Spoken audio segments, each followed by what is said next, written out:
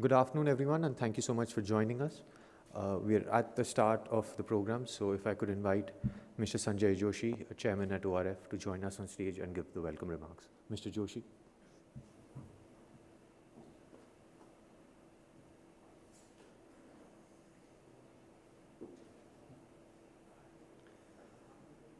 Good afternoon, everybody. General Bipin Rawat, Chief of Defense Staff, India, Admiral Aquilino, Indo-Pacific Commander of the U.S. Armed Forces, Excellencies, distinguished guests, colleagues, and the audience which is joining us online, large numbers. This is a hybrid format, one of the events which we are doing after a long gap because of the pandemic. Well, these are tumultuous times in a tumultuous region, and that is why today's conversation, which we are hosting, becomes extremely significant for all of us, for all the people joining us, whether here or on their screens. The fact is that the emergence of the Indo-Pacific maritime geography, bringing together the two oceans, represents not just the new strategic reality, but rather the geoeconomic contours of the 21st century. And as such, it is today emerging as the most significant domains in the international order.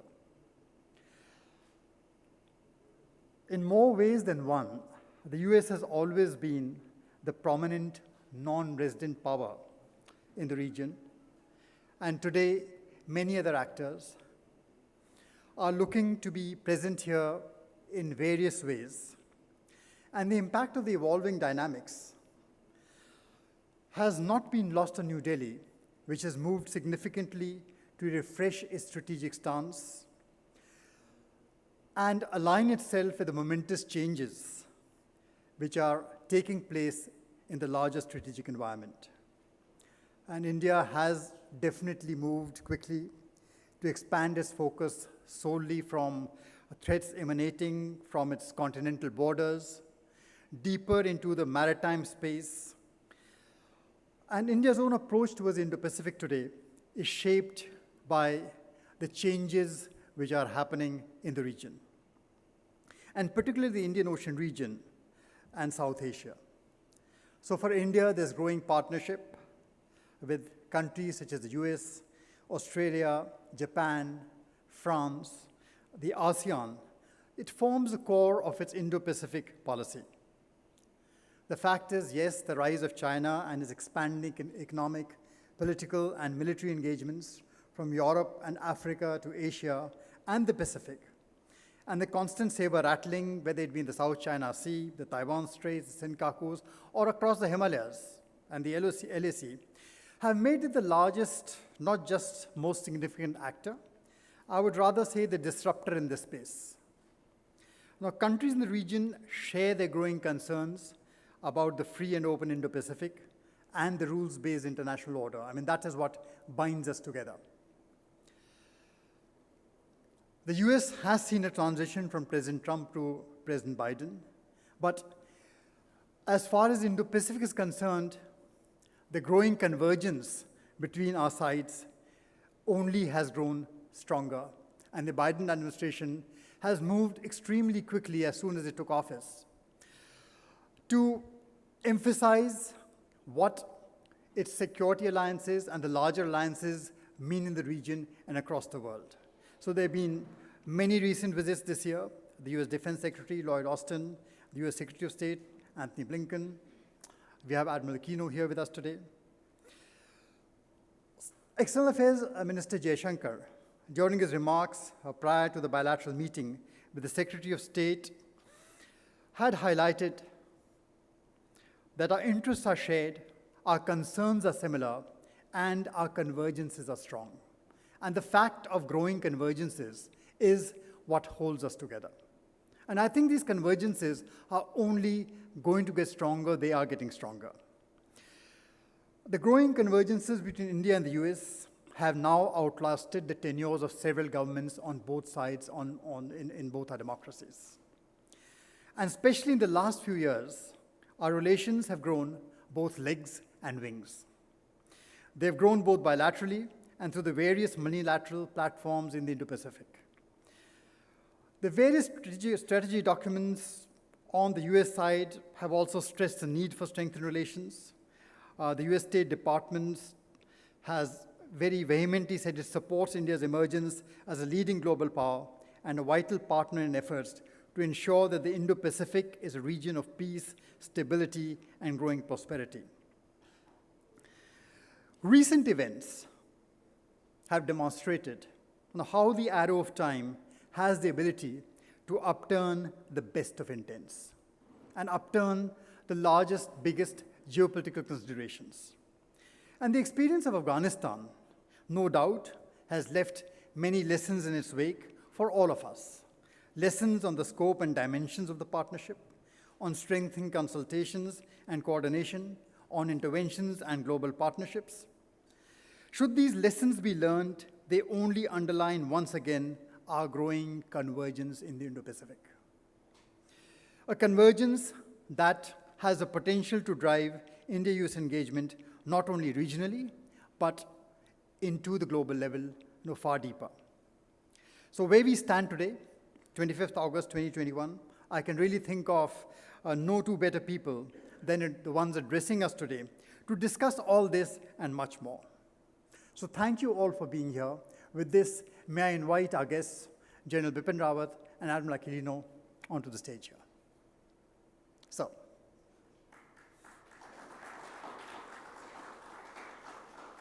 And to conduct these proceedings, we have with us the head of ORF's Strategic Studies Department, Dr. Rajeswari Rajagopalan, Raji, to take them, to grill them, and present this before you. Please give them a big hand.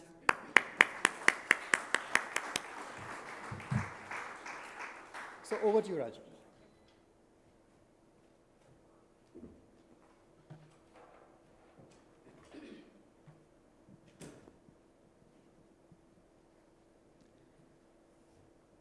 Hi, thank you, Mr. Chairman, and good morning, everyone, and welcome to this morning's discussions. My name is Raji Rajagopalan. I'm the director of the Center for Security, Strategy, and Technology at the Observer Research Foundation. I'm delighted to be moderating this discussion on the Indo-Pacific and the importance of the India-US partnership in this regard, shaping the 21st century. The reasons, I think, are very clear as to why this relationship has become stronger over the years and what is driving the relationship. The past year and a half have been a wild ride for all of us, especially in the Indo-Pacific. The events leading to from the COVID-19 pandemic, the impact of the pandemic, as well as China's aggressive behavior against all of its smaller neighbors in the Indo-Pacific, against South China Sea, as well as against Japan and Taiwan on the east, and against India on the west, have been important developments that have made the situation a lot more precarious and intense for all of us. So a lot of issues to discuss, and I think the India-US relationship and the strategic partnership that has become stronger will continue to be driving much of the Indo-Pacific strategic dynamics that we want to see. So a lot of issues to discuss, and I have two terrific and important guests to discuss these issues in the morning. General Bipin Rawat, Chief of Defense Staff, India, and Admiral John Aquilino, Commander of the United States Indo-Pacific Command. Two practitioners who can tell us how they address these issues on a day-to-day basis and what lies ahead in terms of the opportunities for both India and the US to shape the upcoming strategic engagements in the region. So let's start with the most recent development, Afghanistan. I think the fast deteriorating situation in Afghanistan has become sort of a news-grabbing event, but at the same time, I think it's important to see how it affects the Indo-Pacific strategic engagements, because given that there has been some questions about the US credibility and the US role in this region, what do you see as the implications for the Indo-Pacific region?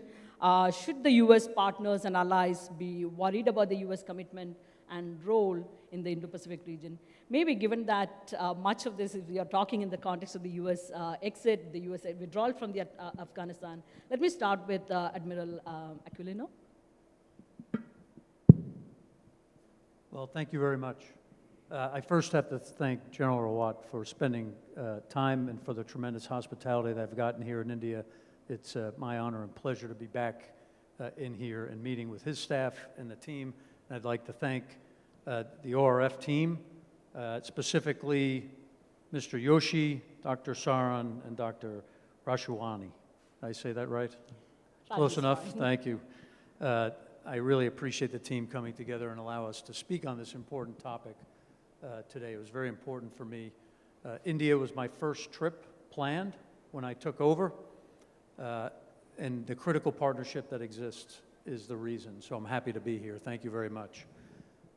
As you talk about the link or the challenge between the Indo-Pacific and Afghanistan, I think what I would say is Afghanistan is not in my area of responsibility. That said, I appreciate, and General Rawat and I talked this morning about the challenges for the security of India, both west and east. The United States is committed to ensure we get all of our citizens out and the citizens of our partner. There's been close coordination between India and between Central Command to ensure that our citizens are safe and extracted. So that's the Afghanistan piece from my lane. As we look east, however, we certainly have capability and capacity to do more than one thing. The United States is a Pacific nation and have been there for 80 years. We've set and underwritten the security that has generated the prosperity and security and peaceful environment that we've set now for 80 years post-World War II. So the continuous deterrence to ensure open sea lanes, rules-based international order, my team executes that every day. And our partnership with India is critical because we are like-minded nations. We have common values, that for rules-based international order, that for all nations with an equal voice to settle disputes peacefully, the gift of human rights. Those common values are what bind us together. And we will continue to operate in the Pacific to ensure that all nations continue to share that prosperity and security. And I guess I would say it this way, we continue to prove that there's no better friend or ally than the United States, and there will be no worse adversary if it gets to that. Thank you. Thank you. That's very reassuring. Let me take that question to General Rawat. From an Indian perspective, how does the evolving situation in Afghanistan look to you?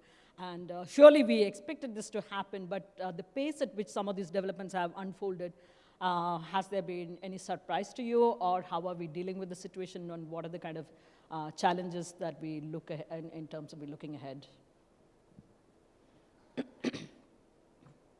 Well, Admiral Aquilino has already brought out what the issues are in Afghanistan. All that I would say is everything that has happened was something that had been anticipated. Only the timelines have changed.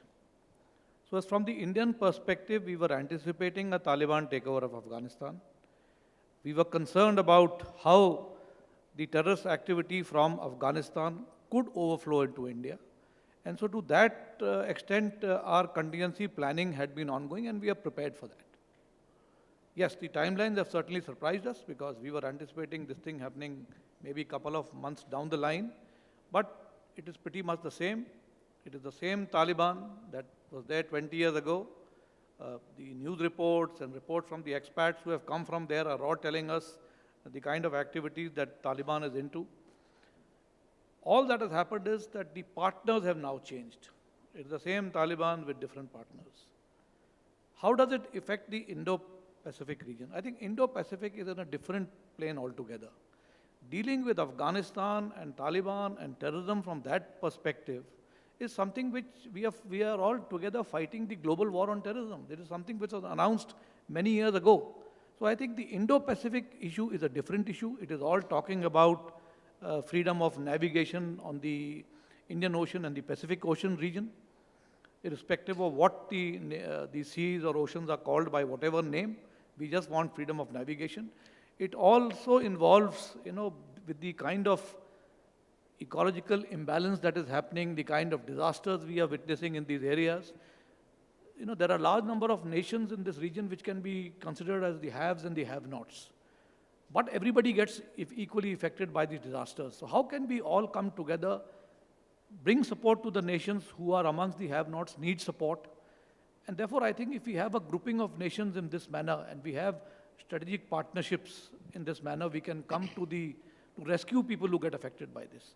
So I think the Indo-Pacific and the Afghan situation should not be looked at from the same prism. They are two different issues. Yes, it is a challenge to security in this region. Both pose challenges to security in the region, but they are on two different planes. And those two parallel lines are unlikely to meet. That side, we have to ensure that we are prepared to fight all actions by the terrorist activities. Our nation is committed to ensure that we have a terrorist-free environment in this region. So as far as Afghanistan is concerned, we will make sure that any activity which is likely to flow out of Afghanistan and then find its way into India will be dealt with in the manner in which we are dealing with terrorism in our country. And I think if any other support can be forthcoming from the Quad nations in at least identifying the terrorists and getting some intelligence input to fight this global war on terrorism, I think that would be welcome. Thank you, General. I think that's very useful in terms of, especially the last point that you mentioned, bringing a coalition, especially of the Quad countries, or bringing a coalition of the like-minded countries to tackle the global terrorism in Afghanistan and elsewhere. I think that's important. So let me just dwell into the next question, looking at the whole question of the security issues confronting the Indo-Pacific region. So in your view, what are the most serious security and strategic challenges facing this region, the Indo-Pacific region? And how best are these addressed? Can the U.S. do it alone? Or how are you looking at partnerships in shaping the dynamics, the strategic dynamics in the Indo-Pacific region, and specifically the kind of challenges that we face today? How are you looking at partnerships important to you? How important, or does the U.S. think, is there a lot that you can do, or how do you look at this situation? Thanks.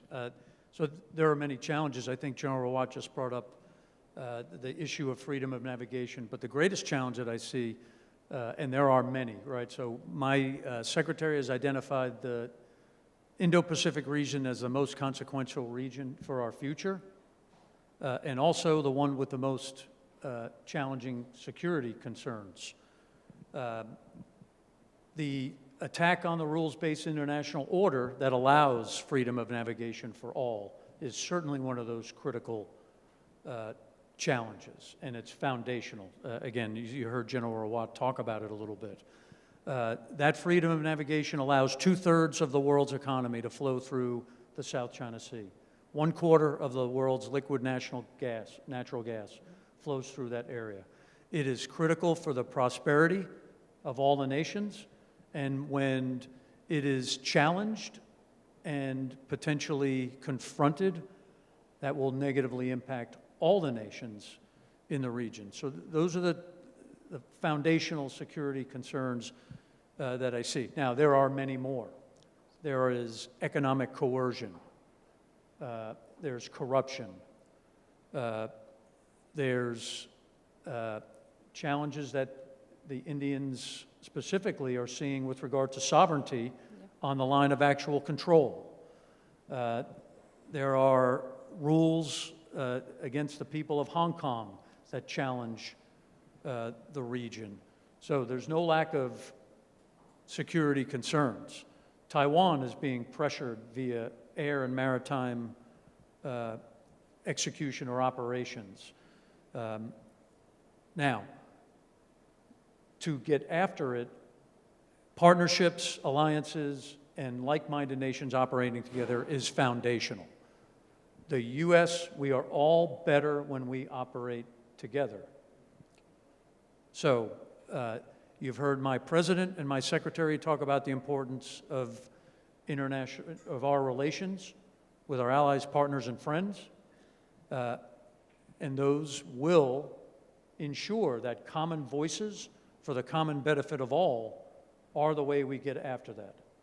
Our efforts together, our exercises, our operations, our engagements strengthen those partnerships which allow us to get after all those security challenges. General Rawat, how do you look at the evolving situation and what are the major challenges that you see?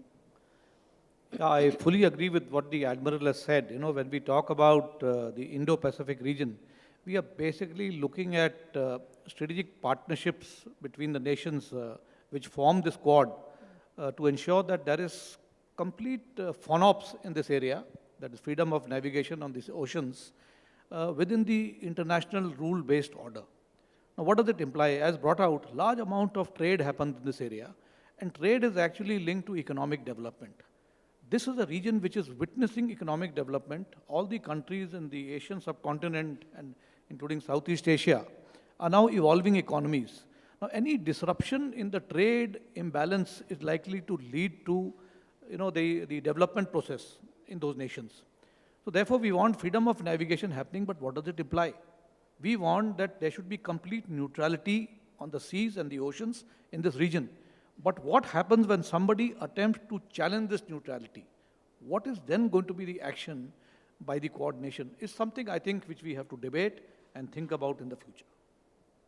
Thank you. I think, again, a lot of different challenges for India-U.S. and other important Indo-Pacific partners. So considering the different U.S. partnerships with the regional partners and allies in the Indo-Pacific, what are possibly some of the major challenges in terms of working with these partners? Are there capacity and capability mismatch? Is that an issue? Are there problems because of different military, institutional, and security culture?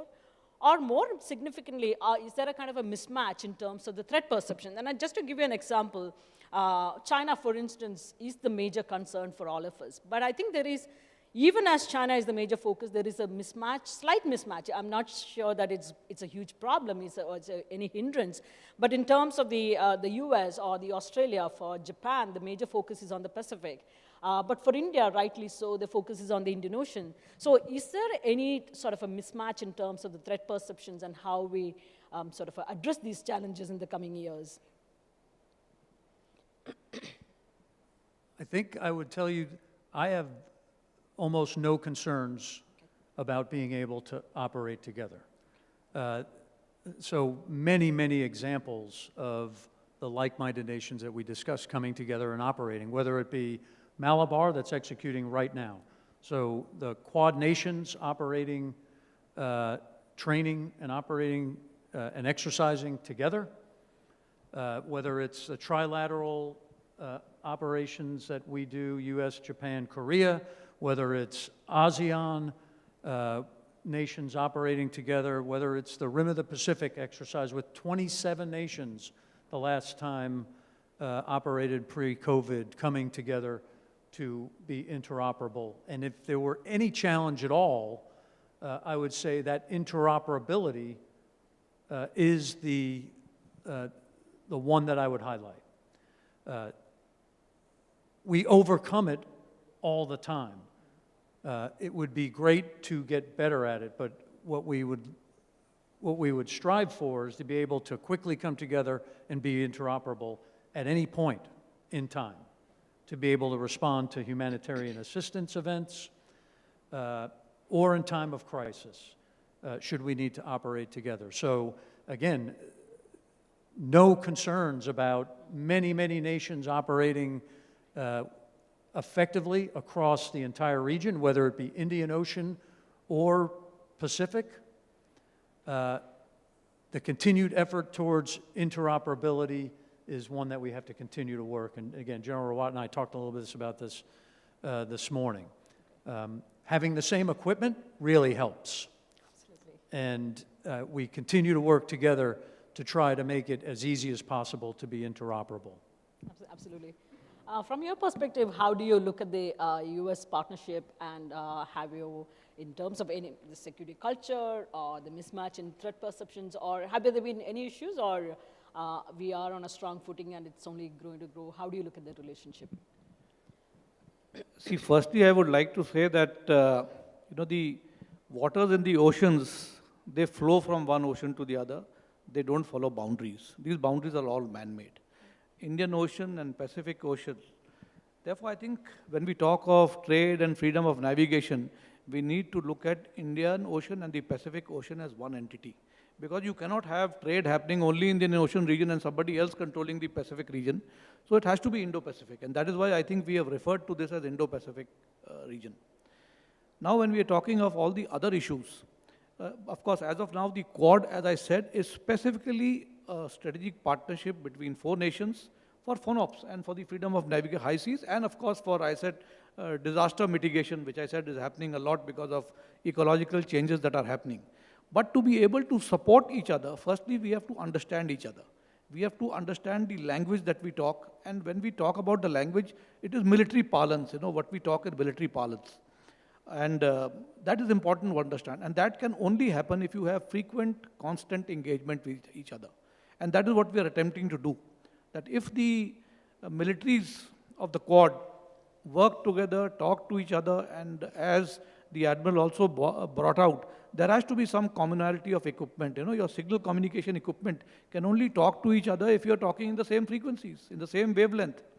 So that is what is important. So to be able to talk to each other, we have to engage with each other, interact with each other, and move forward. And I think that is what we are looking at in the future. Thank you. Let me just move into 1 or 2 questions more specifically pertaining to China. We have seen a couple of new reports about the new Chinese nuclear silo fields that are coming up. At least 2 major pieces have been cited. What's your assessment of the China's nuclear expansion plans? Is it simply a way to better hide their nuclear missiles or to preserve their second strike capability? Or is there something more serious afoot, such as Chinese effort to catch up or match up or even surpass the United States or the Russian nuclear arsenal in a sense? Where do you see the Chinese nuclear expansion plans moving forward? Well, I guess what I would say is I don't really look specifically at the nuclear threat. What I would look at is the entire Chinese way forward with regard to military expansion. The largest military buildup in history since World War II, both conventional and nuclear, in all domains. I don't think I will try to explain what their intent is, but trying to understand their intent is a little concerning. The articulation of defensive capabilities is what we continue to hear. We also continue to see that the words from the PLA do not always match the deeds. So it is one of the reasons that we are concerned. That expansion, the real question is not why, but what do they intend to do with it? And that remains to be seen. Absolutely. Let me take the same question to General Rawat. How is India looking at these reports, and what do you make of them? Could this lead to some changes in India's own policy, nuclear strategy in a sense? What do you see coming forward in a sense? Well, firstly, I would like to say that these strategic weapons are weapons of deterrence. They are not meant to be engaging nations in combat. So if a nation is developing bigger arsenals, developing new strategies for improving their strategic deterrence, it is basically to ensure that you cannot overtake that nation in a jiffy. And I mean, it's only looking at its own strategic deterrence capability. As far as we are concerned, we are concerned about what is happening anywhere in the region, because it's not just a northern neighbor, even a western neighbor has these nuclear weapon systems. So we are surrounded by 2 neighbors which are armed with these strategic weapons. And therefore, we are evolving our strategies accordingly. And let me tell you that it is with this, studying this intent of our neighbors that we've gone in for a triad, and now we have a triad. So we are also evolving and developing our capabilities accordingly. And so we are evolving, and I think we are studying this very carefully. Should not be major concern, because as I said, these are weapons of deterrence. These will only come into being if your conventional deterrence fails. So I think conventionally we are very strong. So we are quite capable of dealing with the adversaries with our conventional forces. So, I mean, they would go into the strategic domain only if they find that their conventional deterrence against us is failing. So that I think is a next level which does concern us, but as of now we are quite confident of dealing with both the adversaries in the conventional domain. Thank you. Let me just sort of add on, have one more specific question regarding China. That's regarding the overall building of the military power. I think you talked about it. But I think something that has been particularly astonishing is the pace at which they have been developing their aircraft carriers in a sense. If one were to compare the size with India's, the size of the carriers are particularly impressive in what China has done. Much larger than the Indian carriers. So where do you expect the Chinese aircraft carrier program to be going within the decade? Will the focus continue to be on the South China Sea, or do you expect them to venture out into the Pacific and Indian Ocean in the coming years, in a sense?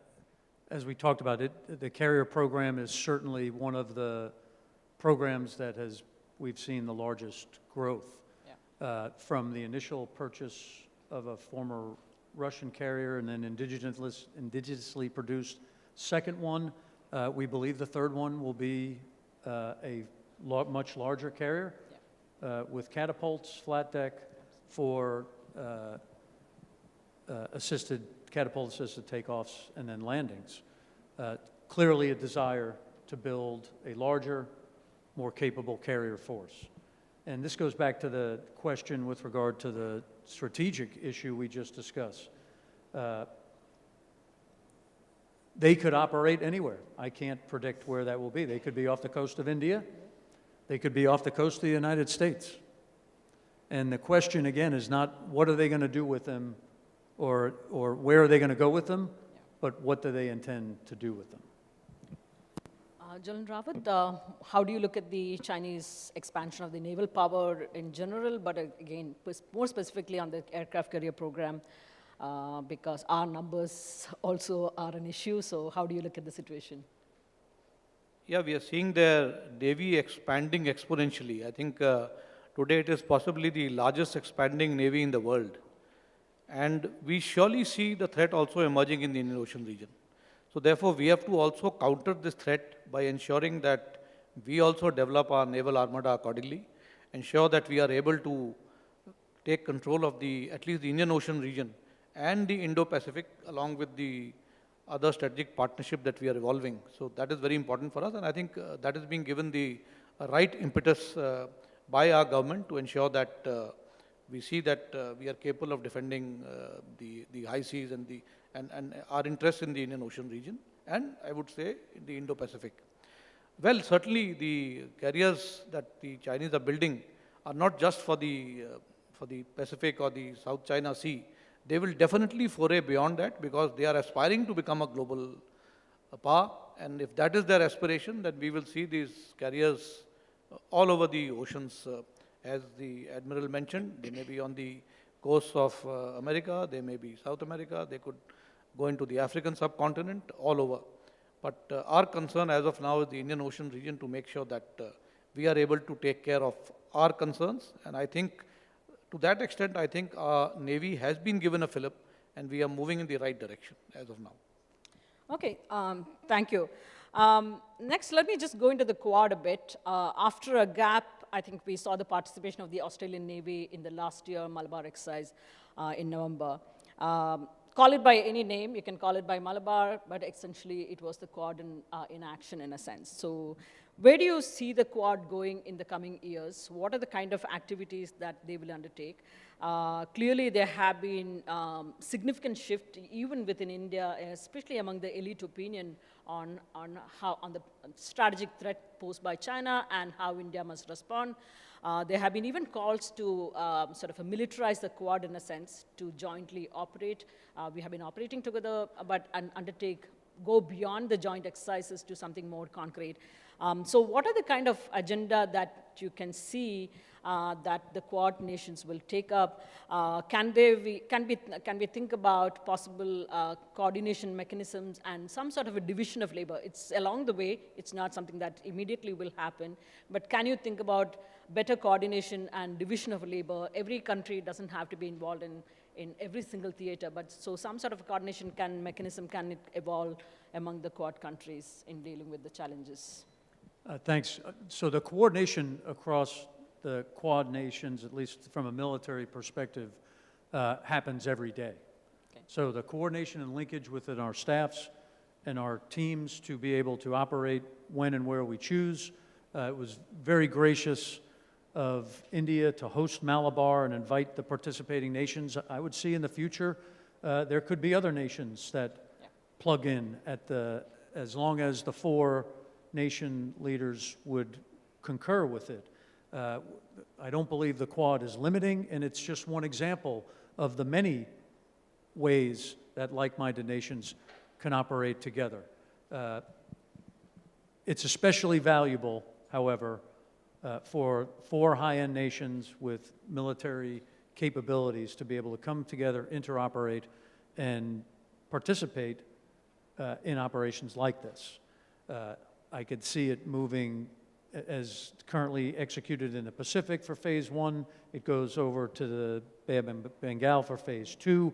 We've done this before, but it's less magic than many people want to talk about because of our close relationship, our continuous coordination, and I would see only an expansion of these 4 like-minded nations in combinations with other nations, as I said before, whether it be unilateral, multilateral, all towards the goal of international rule-based order and ensuring the freedom of navigation that General Rawat described. So that's why we come together, and we do it frequently for all the right reasons.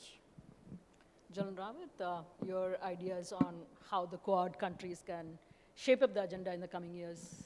See, we have very clearly articulated the purpose of Quad. We have said it is for freedom of navigation, and as I rightly said, for any disaster mitigation that might happen. But who's going to be the first responder in these cases? To ensure the freedom of navigation, it will obviously be the navies and the militaries of the 4 nations that are there. So to be able to operate together, we will have to engage with each other, talk to each other. So as of now, I think the charter for the Quad has been very well clearly spelled out. And as the Admiral brought out, whether it will expand, the way it will expand, will happen after we have discussion among the 4 nations. So what direction or the dimension the future will take is very difficult to state at this moment. But as of now, I think our 4 nations need to work together to ensure that what has been given as a charter to us, we are able to accomplish within the assigned missions that have been evolving. So both of you emphasized the rules-based order and how the FONOPs become an important operational aspect of how we worked in the Quad. But how does the Quad and other members, other countries in the Indo-Pacific deal with new kinds of threats, like, for instance, China's maritime militia? That is something that's not a regular, normal military force, so they do not represent, so in a sense, they pose very different set of challenges when it comes to how we can confront them and what's a way to address them in a sense.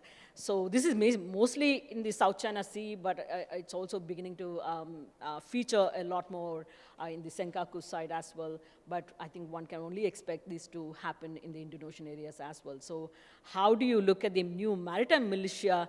The Chinese are purposely using them so that there is no direct response from the U.S. and other Quad members in a sense. So. Well, operations below the level of armed conflict, or what is referred to as the gray zone, is certainly concerning. The military militia, as you articulated, is one form of that. There are cyber concerns, but I think what would be benefit all of us is to highlight those efforts and things that go on. Just most recently, you saw the Philippines concerned about over 200 ships down by Whitsun Reef, which was negatively affecting their ability to fish and execute their livelihood. Exposing those types of behaviors, I think, is beneficial for all to see. When it is not highlighted, then I think we lose a chance for all of those nations to come together and condemn those efforts that directly impact either nation's sovereignty, prosperity, and certainly all of our concern for security and stability in the region. General Well, actually, I fully concur with what the Admiral has said. And there's not much to add to this. I think whatever he said is very much in sync with what is our thought process. Okay, terrific. And I think we have maybe another 5 minutes, so let's. So the Indo-Pacific region is also beginning to see new partnership, new partners coming in a big way. So how do the global powers and regional actors sort of align in a sense to work together to confront the same set of challenges? And I think what new networks and relationships can sort of determine the shape of the Indo-Pacific.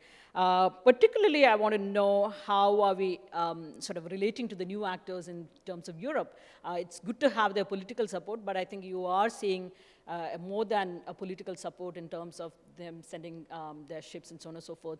So what is the view of the major Indo-Pacific powers, the India and the US, and the Quad itself, to engage the new powers, especially from Europe, who are also capable powers, but whether they are capable and willing to send their warships and so on and so forth, and deal with the situation in the Indo-Pacific is a question. But I think, again, we can look at how they can also become proactive in the region.